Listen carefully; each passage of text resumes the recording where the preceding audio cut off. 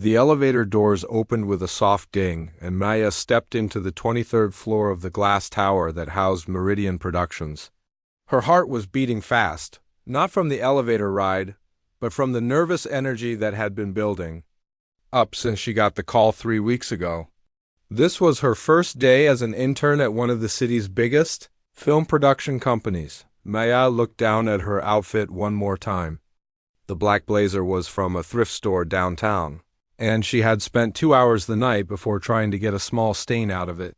Her shoes were the same ones she wore to job interviews, a bit worn but still professional looking. Around her, other young people walked confidently through the hallways, wearing clothes that probably cost more than Maya's monthly rent. The reception area was massive, with floor-to-ceiling windows that offered a view of the entire city. Maya had never worked in a place like this before. Her previous jobs were at a local restaurant and a small bookstore near her college. Both places smelled like coffee and had cramped back offices. This place smelled like expensive perfume and had art on the walls that looked like it belonged in a museum. "You must be Maya," said a woman behind the reception desk. She was probably in her 30s, with perfectly styled hair and a warm smile. "I'm Jennifer, Mr. Sterling's assistant. He's in meetings all morning, but I'll show you where you'll be working." Maya followed Jennifer through a maze of cubicles and offices. The place was buzzing with activity. People were on phones, typing rapidly on computers, and having intense conversations about budgets and shooting schedules. Maya caught fragments of conversations as they walked by. Someone was talking about a film shoot in Morocco. Another person was discussing marketing strategies for a romantic comedy. "Here's your desk," Jennifer said, stopping at a small workspace in the corner. It was right next to a window, which Maya thought was nice, but she soon realized it was. Also next to the break room, which meant people were constantly walking by. "You'll be helping with general office tasks, research, and whatever else comes up. The other interns will show you the ropes." Maya met the other interns over lunch. There was David, whose father was a famous director, and Lisa, whose mother was a talent agent. They talked about their spring break trips to Europe and their connections in the industry. Maya mostly listened, eating her sandwich from home while they discussed restaurants she had never heard of. The afternoon brought Maya's first real task. She was asked to organize old files in the storage room, which was basically a closet filled with boxes of contracts, scripts, and correspondence from past projects. It was dusty work, but Maya didn't mind. She was good at organizing things, and it gave her a chance to learn about the company's history. As she worked, Maya came across files from international film deals. There were contracts in Spanish, French, and what looked like Korean. She found herself reading through some of the documents, understanding more than she expected. Growing up in a household where 3 languages were spoken daily had given her skills she never really thought about as valuable in the business world. Maya's grandmother had moved in with her family when Maya was 5 years old. Grandma Kim spoke very little English, so Maya became her translator for everything from doctor's appointments to grocery shopping. At home, her parents spoke to each other in Mandarin, especially when they were discussing things they didn't want Maya to understand when she was little. Maya picked up Mandarin naturally, and by high school, she was fluent in English, Korean, and Mandarin. During her college years, Maya had spent 2 summers in Seoul, staying with her aunt and working at a small translation service. She loved the experience of helping people communicate across language barriers. But when she graduated with a degree in communications, she figured those language skills would just be a nice bonus in whatever career she chose. The storage room project took Maya 3 days to complete. On the 3rd day, she overheard a heated conversation coming from the conference room nearby.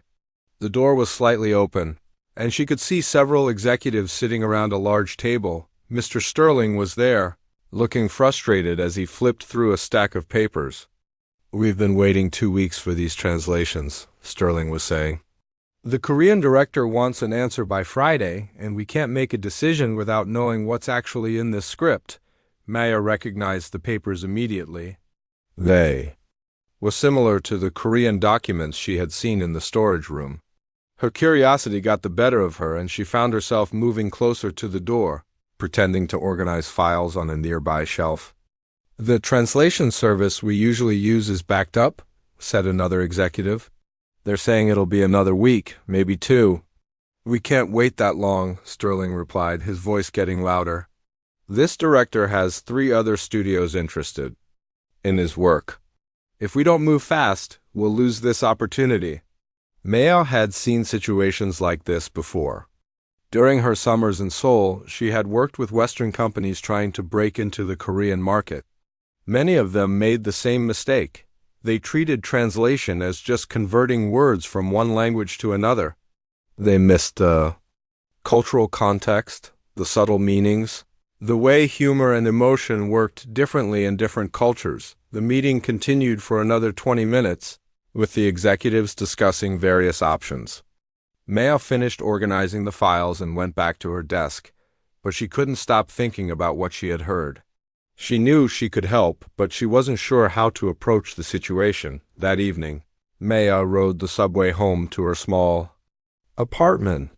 She shared the place with 2 roommates, both of whom were also recent college graduates struggling to make ends meet. The apartment was cramped, with thin walls and a kitchen that was barely big enough for one person. It was a far cry from the luxury she saw in the offices at Meridian Productions, Maya's parents called that night, as they did every few days. They were proud of her for getting the internship, but they were also worried about her working for free. Her father had worked 2 jobs to put Maya through college, and her mother cleaned offices at night to help pay the bills. The idea of working without pay was difficult for them to understand. "Are you sure this internship will lead to a real job?" her mother asked in Mandarin. "I hope so," Maya replied. "But even if it doesn't, I'm learning a lot." Her father was more direct. "You have good skills, Maya. Don't let them take advantage of you just because you're young." Maya knew her father was right. She had skills that could be valuable, but she also knew that in a competitive industry like film production, she had to prove herself first. The internship was her foot in the door, her chance to show what she could do. The next morning, Maya arrived at the office early. She had made a decision the night before, but she was still nervous about following through with it. She spent the morning doing her regular tasks, but she kept thinking about the Korean script and the frustrated executives. Around noon, Maya saw Mr. Sterling walking toward the break room, still looking stressed.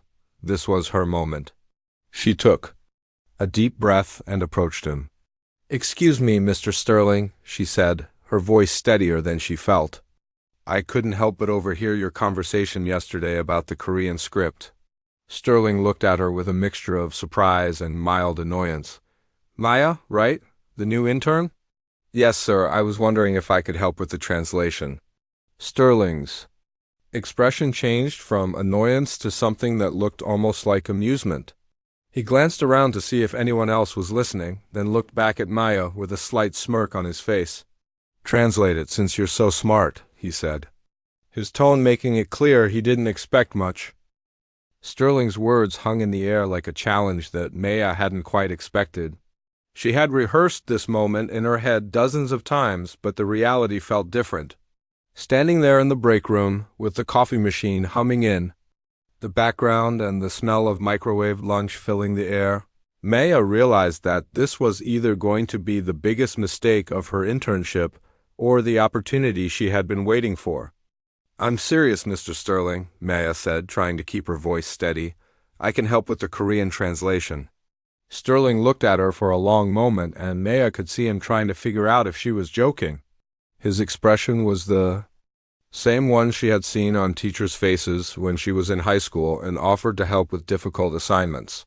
It was a look that said, "This kid has no idea what she's getting herself into." "Maya, right?" Sterling said, though he had already confirmed her name minutes earlier. "Do you have any idea how complex this translation project is? We're talking about a full-length screenplay, not a restaurant menu." Maya felt her cheeks getting warm, but she didn't back down. "I understand that, sir. I've done translation work before, and I'm fluent in Korean." Sterling's eyebrows went up slightly. "Fluent? Where did you learn Korean?" "My grandmother is Korean, and I grew up speaking it at home." I also studied in Seoul for 2 summers during college. For a moment, Sterling looked like he might actually consider her offer. But then David, one of the other interns, walked into the break room and the moment changed. David had been at the company for 6 months already, and he had a way of making everyone remember that his father was someone important in the industry. "What's going on here?" David asked, looking between Maya and Sterling with curious eyes. "Maya here thinks she can solve our Korean translation problem?" Sterling said, and Maya could hear the skepticism creeping back into his voice. David laughed. Not meanly, but in a way that made Maya feel small. "Oh, that's cool. I took some Korean classes in college, too. It's such a hard language, right? I could barely get through the basics."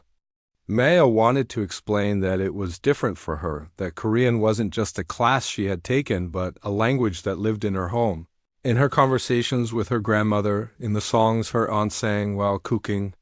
But she could see that Sterling was already losing interest in the conversation. "Look, Maya, I appreciate the offer," Sterling said, checking his watch. "But we need professional-grade work here. This isn't homework. This is a multi-million-dollar deal." "I understand that," Maya said, and she could hear her own voice getting stronger. "But what if I could show you what I can do? What if I translated just a few pages so you could see the quality?" Sterling was quiet for a moment, looking at Maya with what might have been respect for her persistence. Or maybe he was just trying to figure out the politest way to shut down the conversation. "You know what?" he finally said, reaching into his briefcase and pulling out a thick stack of papers bound with a black clip. "Fine, here's the script. Translate it since you're so smart." The way he said smart made it clear that he didn't think she was smart at all. Maya could feel David watching the exchange with interest, probably wondering if she was about to embarrass herself in front of one of the company's most important executives. Maya took the script, feeling the weight of it in her hands. It was about 100 pages long, covered in Korean text that she could already see was beautifully written. Even from a quick glance, she could tell that this wasn't just any script. This was the work of someone who understood how to use language to create emotion. "When do you need this?" May asked. Sterling looked at his watch again. "Well, our translation service was going to take 2 weeks. Think you can beat that?"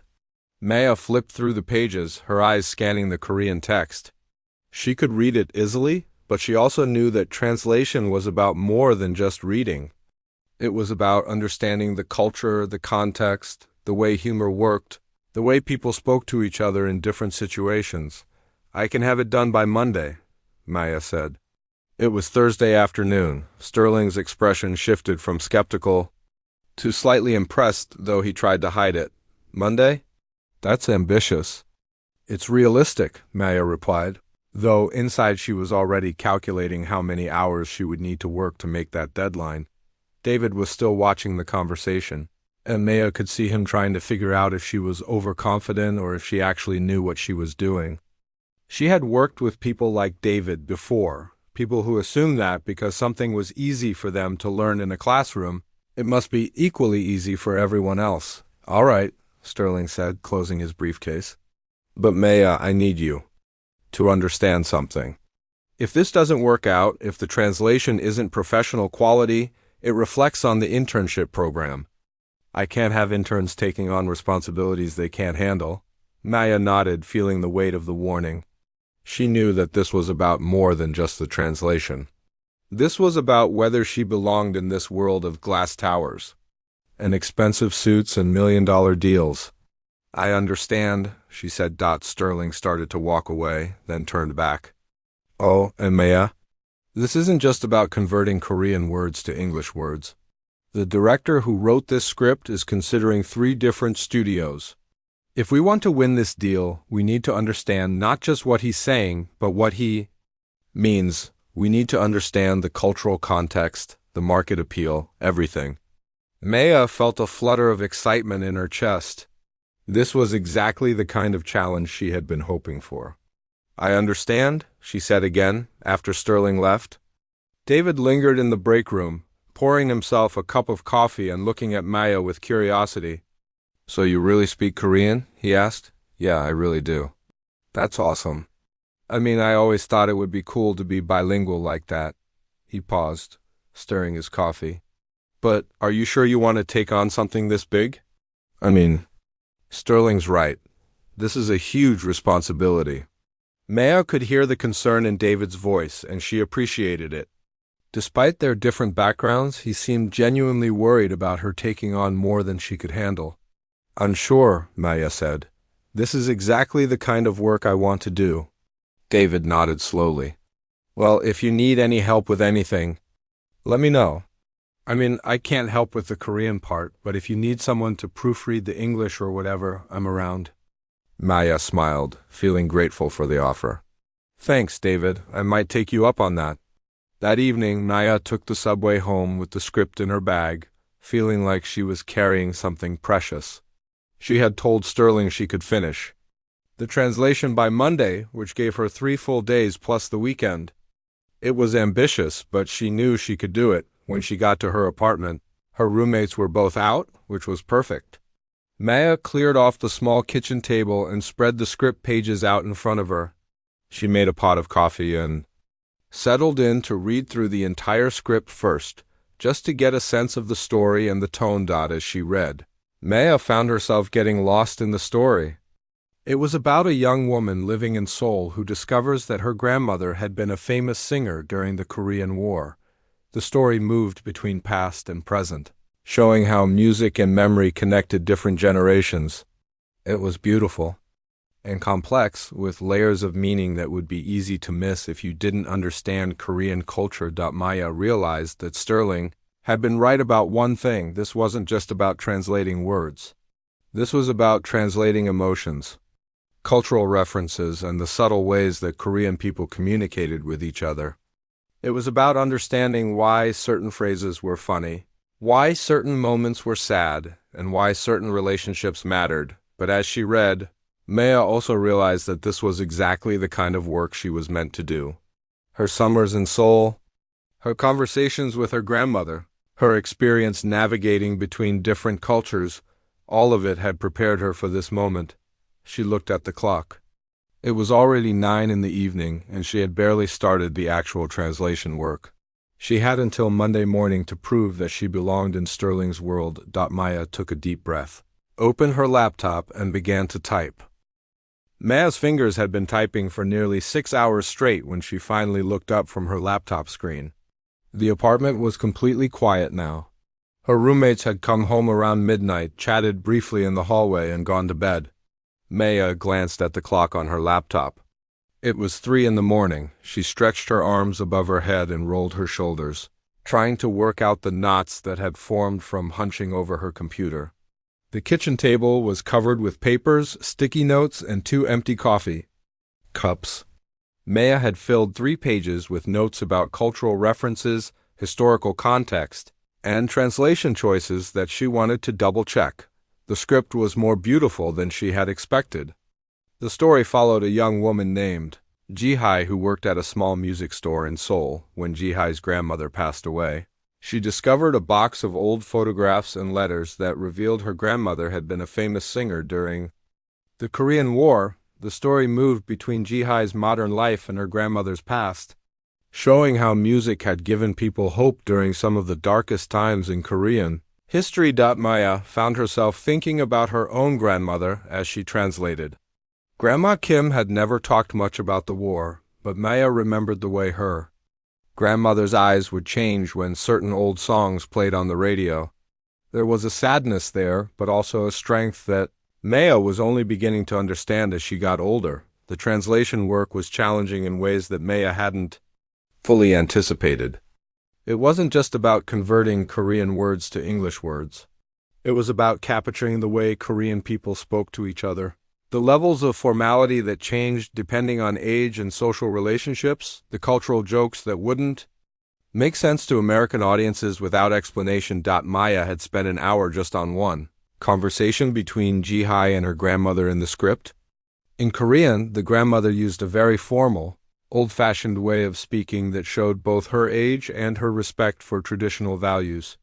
But in English, that formality could sound stiff or unnatural. Maya had to find a way to show the grandmother's character through her speech patterns without making her sound like she was from a different century. By Friday evening, Maya had completed about half of the translation. She was exhausted but excited. The story was coming alive in English, and she could see how it would appeal to American audiences. The themes of family, memory, and the power of music were universal, but the Korean cultural context gave the story a unique perspective that American films rarely explored. Maya's phone buzzed with a text message from her mother asking how the internship was going. Maya realized she hadn't talked to her parents since Tuesday. She had been so focused on the translation that she had forgotten to return their calls. She called her mother back, switching to Mandarin as she always did when speaking with her parents. "Maya, we were worried about you," her mother said. "Are you eating enough? Are you sleeping enough?" "I'm fine, Mom. I'm just working on a big project for the internship." "What kind of project?" Maya explained about the Korean script and the translation. "Work." Her mother was quiet for a moment. "That sounds like a big responsibility for an intern," her mother said. "Are you sure they're not taking advantage of you?" Maya had been asking herself the same question. She was working for free, putting in 60-hour weeks, and now she was taking on a project that a professional translation service would charge thousands of dollars for. But she also knew that this was her chance to prove herself. "I think this could lead to a real job, Mom," Maya said. "If I do well on this project, they might hire me," her mother sighed. "Just be careful, Maya. Don't work so hard that you forget to take care of yourself." After she hung up, Maya made herself a sandwich and sat by the window of her apartment. She could see the lights of the city stretching out below her, and somewhere in that maze of buildings was the Meridian Productions office where Sterling was probably wondering if she would actually deliver on her promise. Saturday morning, Maya woke up early and went to the Korean grocery store in her neighborhood. She wanted to pick up some ingredients to make kimchi jjigae, the spicy stew that her grandmother used to make when Maya was feeling overwhelmed. But more than that, she wanted to immerse herself in Korean culture for a few hours to make sure she was capturing the right tone and feeling in her translation. At the grocery store, Maya overheard two elderly Korean women talking about a television drama that was popular in Korea. They were discussing the way the characters spoke to each other, the cultural references, the way the story reflected modern Korean values. Maya found herself taking mental notes, thinking about how those same cultural nuances appeared in the script she was translating. Back home, Maya spent Saturday afternoon working on the most challenging part of the translation. There was a scene where Ji-hai discovered her grandmother's old diary, written during the war. The diary entries were written in a very poetic, emotional style that was beautiful in Korean but could sound overly dramatic in English. Maya tried several different approaches. She could translate the diary entries literally, which would preserve the original meaning but might sound awkward to English speakers. Or she could adapt the style to sound more natural in English, which would be easier to read but might lose some of the emotional impact. Finally, Maya decided to try a third approach. She would translate the diary entries to capture the emotional meaning rather than the literal words, but she would also include footnotes explaining the cultural and historical context. It was more work, but it would give American readers a deeper understanding of the story. By Sunday evening, Maya had completed the translation. She had also written a 5-page analysis of the script, explaining the cultural references, the historical context, and the market potential for American audiences. She had researched the director's previous work and found information about his other films, their box office performance, and the awards they had won. Maya printed out the translation and her analysis, then read through the entire document one more time. She was proud of the work she had done, but she was also nervous about how Sterling would react. She had put everything she had into this project, and now she just had to hope that it would be enough. Monday morning, Maya arrived at the office early. She had barely slept the night before, partly from nerves and partly from the excitement of knowing that she had completed something important. She had the translation and analysis bound in a professional-looking folder with a cover page that included her name and the date, Maya waited until she saw Sterling arrive at the office. Then she walked to his assistant's desk. "Hi, Jennifer," Maya said. "I have the Korean translation project for Mr. Sterling." Jennifer looked surprised. "Already?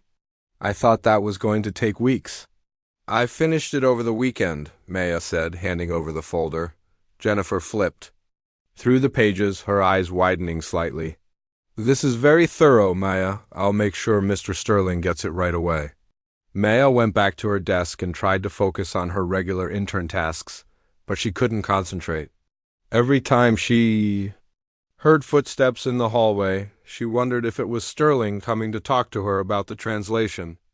Every time her phone buzzed, she wondered if it was someone calling about the project. Around noon, Maya was organizing files when she heard Sterling's voice coming from his office. He was on the phone, and she could hear him talking in an animated way about something. She tried not to listen, but she couldn't help wondering if he was talking about her translation. At 2 o'clock, Maya's phone rang. It was Jennifer. "Maya, Mr. Sterling would like to see you in his office." Maya's heart started beating faster. This was it. Either Sterling was going to tell her that her translation was good, or he was going to explain why it wasn't professional. Enough for a company like Meridian Productions. Maya walked to Sterling's office, knocked on the door, and waited for him to tell her to come in. "Maya," Sterling said, looking up from his desk. "Have a seat." Maya sat down in the chair across from Sterling's desk, trying to read his expression. He didn't look angry, but he didn't look particularly happy either. He looked surprised. "I have to ask you something," Sterling said. "Did you really do this translation yourself?" Maya felt a moment of panic. "Yes, sir, I did all the work myself." Sterling picked up the bound folder from his desk and flipped through it. "This is remarkable work, Maya. I've been in this business for 15 years, and I've never seen a translation this thorough. You didn't just translate the words. You explained the cultural context, the historical references, the market potential. You even included research about the director's previous work." Maya felt a wave of relief wash over her. "Thank you, sir. I wanted to make sure you had all the information you needed to make a decision about the project." Sterling was quiet for a moment, still looking through the translation. "Maya, I owe you an apology. When you offered to help with this project, I didn't think you understood what you were getting yourself into. I was wrong." Maya didn't know what to say. She had been prepared for criticism, for suggestions about how to improve her work. She hadn't been prepared for an apology. Maya stared at Sterling for a moment, trying to process what she had just heard. The Korean director wanted to meet with her? The same director who had 3 other major studios competing for his project. "He wants to meet with me?" Maya asked. Her voice barely above a whisper. Sterling nodded. And for the first time since Maya had started working at Meridian Productions, she saw something that looked like genuine respect in his eyes. "Director Park called this morning. He said he's been working with American companies for 5 years, and this is the first time someone has understood not just his words, but the heart of his story." Maya felt a mix of pride and terror. She had done good work, but now that work was leading to responsibilities she had never imagined. A few days ago, she was organizing files in a storage closet. Now she was about to meet with one of Korea's most respected filmmakers. "When does he want to meet?" Maya asked. "Tomorrow afternoon. He's flying in from Seoul specifically for this meeting." Sterling leaned back in his chair. "Maya, I need you to understand something. This meeting isn't just about the translation anymore. Director Park is bringing his entire team, his producer, his cinematographer, his lead actress. They're coming here because they believe we understand their vision better than the other studios." Maya felt the weight of that responsibility settling on her shoulders. "What do you need me to do?" "I need you to be yourself," Sterling said. "Don't try to be someone you're not. The work you did speaks for itself. Just be the person who wrote that analysis." After the meeting, Maya walked back to her desk in a daze. The other interns were busy with their usual tasks, but Maya couldn't focus on anything. Her mind was spinning with thoughts about tomorrow's meeting. What would she say to Director Park? What if she disappointed him? What if her translation was good, but she couldn't communicate effectively in person? David noticed that Maya seemed distracted. Hey, you okay? You look like you've seen a ghost? Maya looked around to make sure no one else was listening, then told David about the meeting with Director Park. Wow, David said, setting down his coffee cup. That's incredible, Maya. I mean, that's the kind of meeting that most people in this industry would kill for. I know, Maya said. That's what makes it so scary. David was quiet for a moment, then he said something that surprised Maya. You know, I've been thinking about what happened last week, when you offered to help with the translation. I thought you were being naive, trying to take on something too big. But now I realize I was wrong. You weren't being naive. You were being confident. There's a difference. Maya looked at David, seeing him in a new light. Despite his privileged background, he seemed to genuinely understand what this opportunity meant for her. Thanks, David. That means a lot. Can I ask you something? David said, How did you know you could do it? I mean, when Sterling gave you that script, how did you know you wouldn't fail? Maya thought about the question. I guess I didn't know. For sure, but I knew that if I didn't try, I would always wonder what might have happened. And I knew that my grandmother would be proud of me for using the gifts she gave me. That evening, Maya called her parents to tell them about the meeting. Her mother was excited but worried. This is wonderful news, Maya, her mother said in Mandarin. But remember, don't promise them anything you can't deliver. Her father was more direct. Maya, this is your chance. Don't let them treat you like just an intern anymore. You've proven your value. Maya also called her aunt in Seoul, who had helped her improve her Korean during those summer visits. Her aunt was thrilled to hear about the project. Director Park is very respected in Korea, her aunt said. If he's impressed with your work, that means you truly understand our culture. Your grandmother would be so proud. Maya spent the evening preparing for the meeting. She researched Director Park's background, watched interviews with him online, and read reviews of his previous films. She wanted to understand not just his work, but his perspective on storytelling and his vision for connecting Korean and American audiences. The next morning, Maya arrived at the office early and spent extra time choosing her outfit. She wanted to look professional, but not like she was trying too hard. She settled on a simple black dress that her roommate had let her borrow. Paired with the same blazer she had worn on her first day, the meeting was scheduled for 2 o'clock in the main conference room. At 1:30, Maya saw several people arriving at the office. Director Park was younger than she had expected, probably in his early 40s, with kind eyes and a calm demeanor. His team included a woman who appeared to be his producer, a man with a camera around his neck who was likely the cinematographer, and a young woman whom Maya recognized as the lead actress from several Korean films. Sterling introduced Maya to the team, and Maya was relieved when Director Park greeted her in English.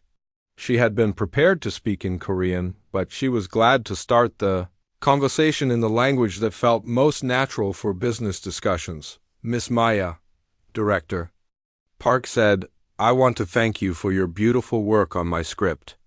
In Korea, we have a saying, the heart that understands speaks louder than the mouth that translates.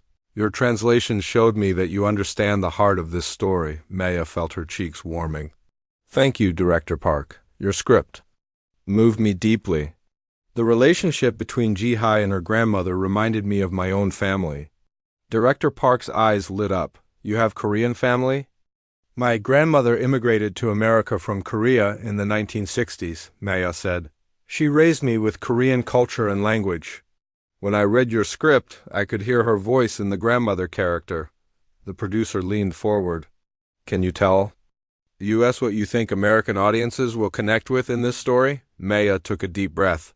This was the moment she had been preparing for. I think American audiences are hungry for authentic stories about family and heritage. We have many films about immigrants and their children, but we rarely see stories that show the strength and resilience of the older generation. Ji-hai's grandmother isn't just a wise old woman giving advice. She's a survivor who used music to maintain hope during impossible times. The cinematographer nodded. That's exactly what we wanted to capture. How do you think we should approach the flashback sequences for American viewers? Maya found herself relaxing as the conversation continued. These weren't just business people trying to make money from Director Park's film. They were artists who cared about telling the story in the right way. Maya shared her ideas about how to present the historical context, how to explain cultural references without slowing down the narrative, and how to market the film to both Korean American communities and mainstream American audiences. An hour into the meeting, Director Park asked Maya a question that surprised her. Miss Maya, would you be interested in working with us throughout the production process? We will need cultural consultation, script revisions, and help with marketing materials. This is not intern work. This is professional collaboration. Maya looked at Sterling, who nodded encouragingly. I think that would be beneficial for everyone involved, Sterling said. Maya has shown skills that go far beyond translation. I would be honored to work with you, Maya said, trying to keep her voice steady despite the excitement building in her chest. After the meeting, Director Park's team left for dinner, but Director Park stayed behind to speak with Maya privately. Miss Maya, he said, switching to Korean, I want you to know that your work reminded me why I became a filmmaker. You didn't just translate my words. You helped me see my own story through American eyes while still respecting its Korean soul. Maya replied in Korean, Director Park, your story deserves to be shared with the world. I'm grateful that you're trusting me to help tell it. When Director Park left, Maya sat in the conference room for a few minutes, trying to process what had just happened. A week ago, she was an unpaid intern organizing files in a storage closet. Now she was being offered a professional collaboration with an internationally respected director. Sterling knocked on the conference room door. Maya, do you have a minute? Maya looked up. Of course. Sterling sat down across from her. I need to apologize again. When you first offered to help with this project, I saw you as just another intern trying to impress me. I didn't see your actual capabilities. You couldn't have known, Maya said. But I should have taken the time to find out, Sterling replied. That's on me. Going forward, I want to make sure we're recognizing talent when we see it, not just connections and credentials. Sterling paused, then continued. Maya, Director Park's project is going to need a cultural liaison throughout the entire production process. It's a new position for our company, but it's clear that we need someone who can bridge the gap between Korean and American perspectives. The job comes with a real salary, benefits, and the opportunity to work on other international projects. Maya felt tears starting to form in her eyes. Are you offering me a job? I'm offering you a career, Sterling said. If you want it. Maya thought about her parents, who had worked so hard to give her opportunities they never had. She thought about her grandmother, who had passed away 2 years ago, but whose voice Maya still heard when she spoke Korean. She thought about the small apartment she shared with. 6 months later, Maya stood in the same conference room where she had first met Director Park, but everything had changed. The room was filled with executives, marketing directors, and film critics, all gathered to celebrate the success of Grandmothers. Song, the film that had started as just a stack of Korean papers on Sterling's desk, Maya wore a professional navy blue suit that she had bought with her first paycheck as Cultural Liaison Director at Meridian Productions.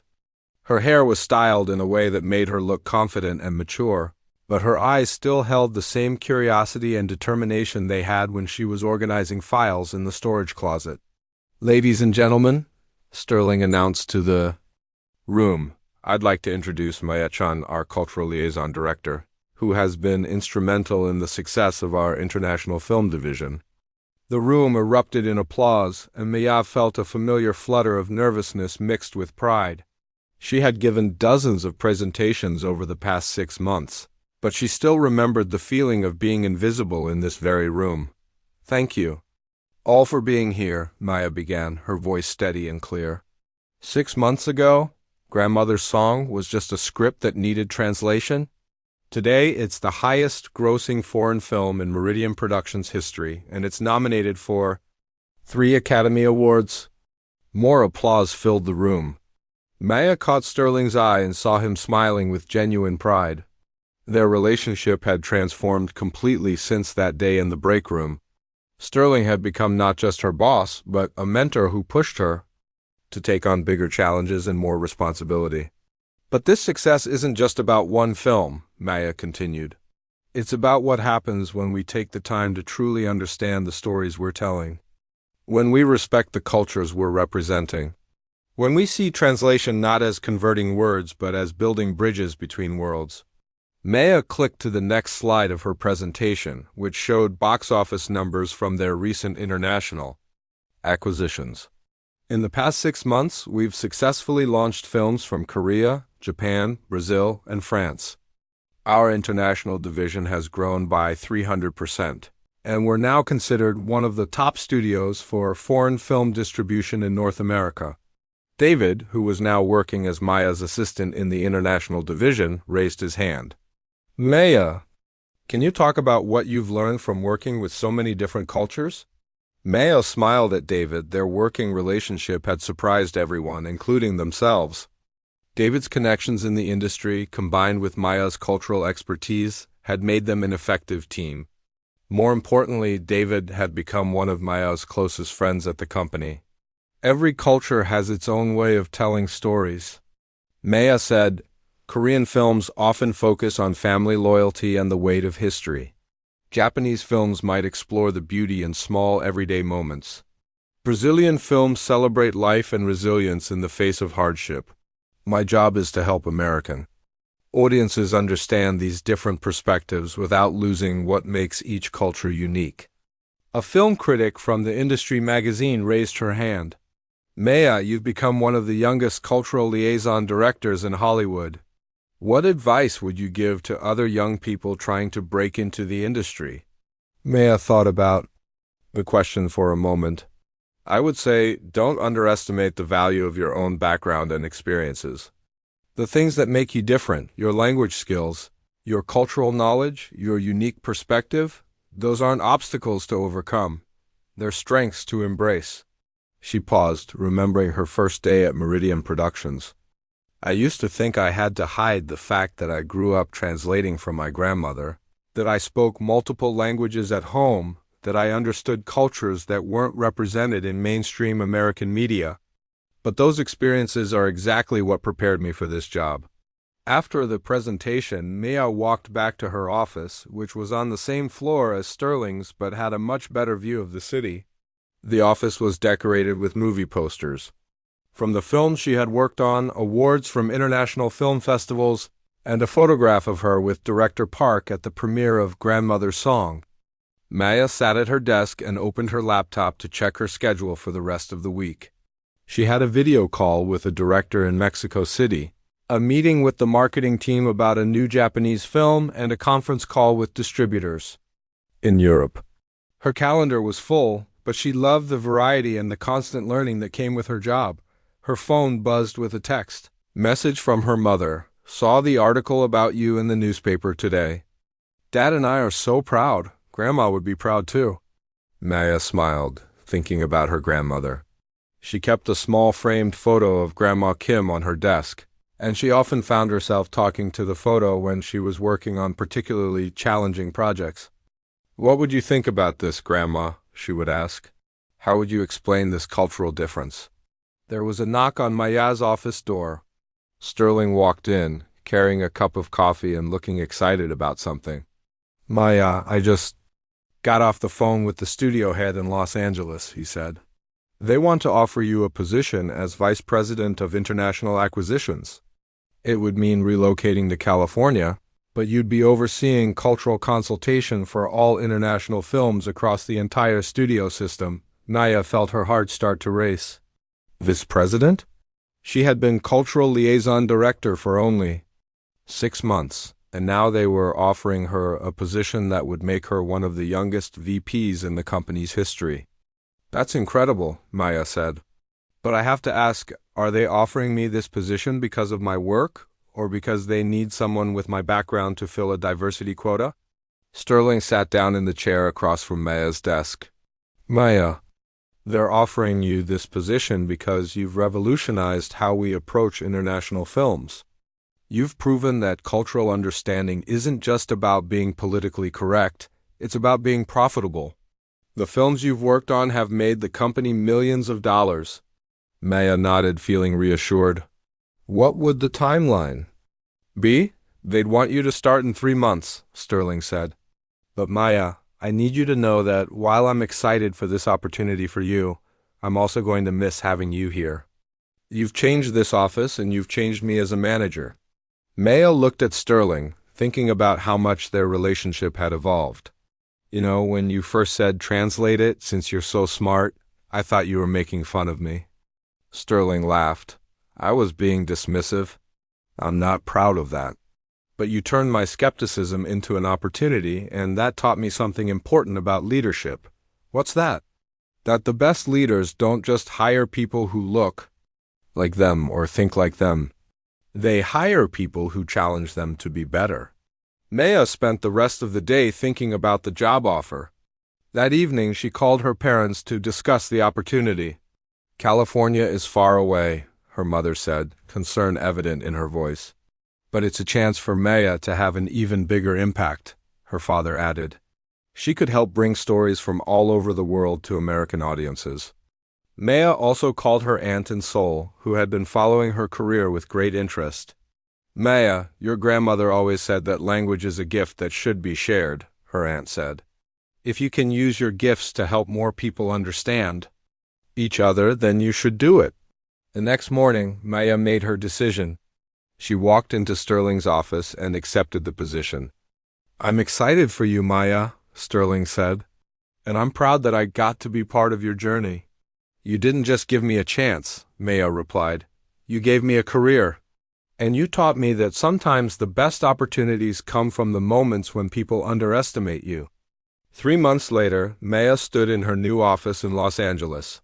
Looking out at the Hollywood Hills, her desk was decorated with the same photos and awards from her New York office, plus a few new additions from recent film festivals. Her phone rang. It was Director Park, calling from Seoul. Maya, I have exciting news, he said. I'm working on a new project and I want you to be involved from the very beginning. It's a story about a young woman who becomes a bridge between cultures, who uses her unique perspective to help others understand each other. Maya smiled. That sounds like a story worth telling.